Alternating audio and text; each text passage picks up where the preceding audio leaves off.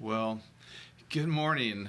This is day 9,125 of Possibility Me. A 25-year journey overcoming the obstacles of my past and living into a future that was forged by me and through me by a God who loves me and has a plan for us to have a hope and a future. And why I can say that with such great confidence is because 25 years ago on this day, this guy fell down a mountain. He should be dead. I had a terrible accident. I took the last run of the day on a mountain in the Sierra Nevadas by Lake Tahoe. Of all places, I was at Heavenly Valley skiing with my friends. Happy birthday, happy 50th, Brian. It was just a phenomenal day, and I'd done the run for lunch, and I figured, well, why not do it at the end of the day? And my friend said, well, it sounds a little icy. And I'm like, oh, come on, chicken, let's go. All right, fine, I'll follow you down under your chair, and I'll show you how much fun it is. And it was not fun. I fell, and I fell what they estimated about 1,200 feet as I tumbled down a double diamond, 45-degree incline with this pure ice, and didn't wake up for a week. In fact, the prognosis was I should have died. I'm going to post a video a little bit later that my mom actually testifies and puts a summary to it. There's some graphic pictures, so I'll warn you now and I'll warn you then. But I just want to acknowledge and celebrate the fact that here I am, 25 years later. I've got these guys in my life. They are just incredible gifts from God. I've got a life that I can't believe. Here I am, 25 years later, growing, learning, when really I should be dead. And here I am, able to say with confidence that despite all our circumstances, all the evidence we may collect, that right now is terrible, because look at all the past things that have led to here and all the present circumstances that are coming in our lives that make it hard. But, and then we can even predict based on all those past things and our present circumstances what lies ahead in the future. But I tell you, there's something beyond the future that we can see. There's something that we can actually live into when we see that there is a perfect future, a place where we're with God forever. And I'm not an evangelist. I'm just a guy who shouldn't be here. I shouldn't be here right now, and I am so thankful.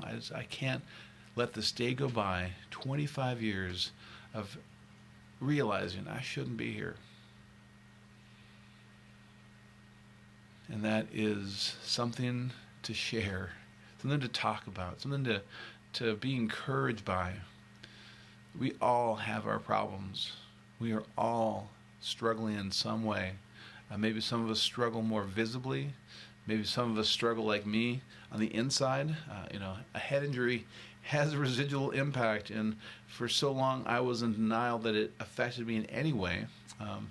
And it still does today. I'm still working through some of the things that come from having beaten my head against a mountain for 1,200 feet and then been resistant to it. But I just wanted to share a couple words because we're coming into this decade, and it's been great. It's February 5th, 2020, 25 years from the day that I fell down a mountain, and the word I still am taking on is humility for this year and really forever.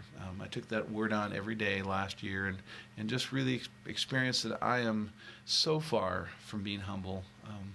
And I sometimes get envious of people who are just naturally, gracefully. They're not being less than, they're just being great, but being great while being great. They're not, applauding their own good efforts. So a couple other words, though, besides grace and humility, that I think will help us all finish strong. Well, one, we have to have belief. We have to believe that we can finish strong and that God has a plan for you and I. With that, who are we? What's our identity? What do we actually think that we are, because one of the things I've realized is I'm an athlete, or at least athletic, because I'm doing a half Ironman in like 80 some days, and it's crazy. But then we need to trust that identity that we now have belief in. So again, belief, identity, trust. And here's the piece that, it sometimes seems like we're not able, but he is able. Transformation is that next piece. If we can understand that there is a process, we may not understand it, it will happen if we allow it. If we can just trust that it will happen inside of the identity of who we are because we believe that, we will be transformed in new creations. 2 Corinthians 5:17 talks about the old is gone, the new has come, we are transformed. And then finally, nothing works without integrity.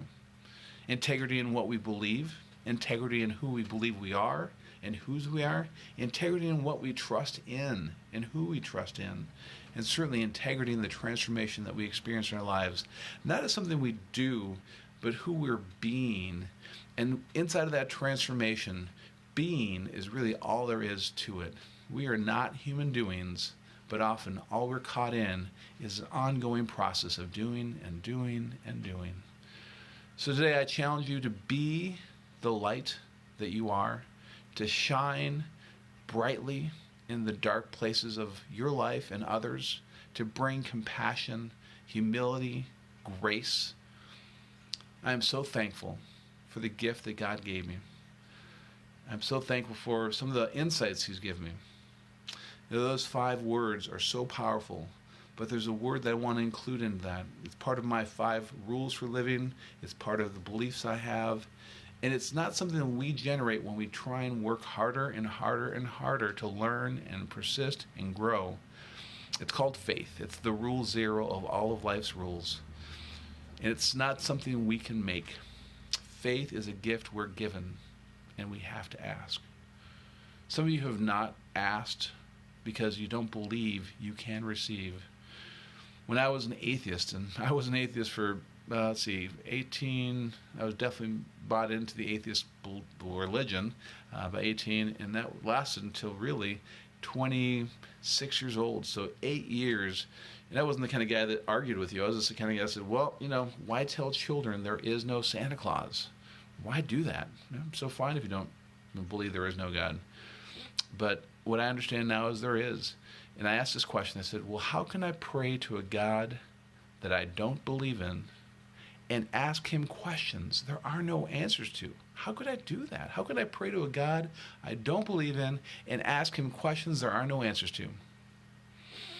Well, I dare you. I double dog dare you. In fact, when I had that question given, when I gave that question to a pastor, a Georgian black pastor on my ship in the Navy, he said, I triple dog dare you. Go ahead, try it. Just try it.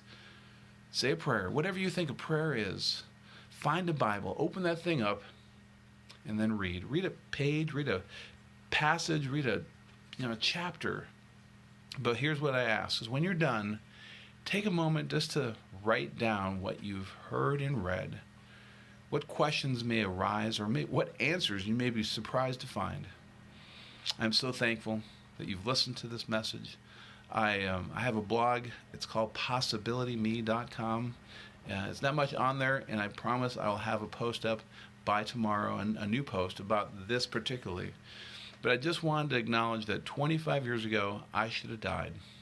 And thanks to God and prayer and people who cared enough to lift up those prayers, here I am. Here I am because of God's grace and mercy. And I'm so thankful. So you have a blessed day. You're awesome. Let your light shine, and God bless.